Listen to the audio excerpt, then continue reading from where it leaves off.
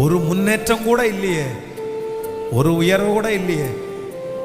தலை நரைக்குது, நாள் போகுது, வருஷங்கள் கடந்து போகுது. ஆனா முன்னாடியும் பின்னாடியும் திரும்பி பார்த்தா ஒரு நன்மையை கூட நான் இன்னும் பார்க்கலையே. நாளுக்கு நாள் நான் கீழே தானே போறேன், நான் மேல வரவே இல்லையே. ராஜா, உங்க வார்த்தை உண்மை உள்ளது தானே? நீர் தாவீதுக்கு மட்டும் தேவன் அல்ல, நீர் எங்களுக்கும் தேவன் அல்லவா? நீர் எங்க பிள்ளைகளுக்கும் தேவன் அல்லவா?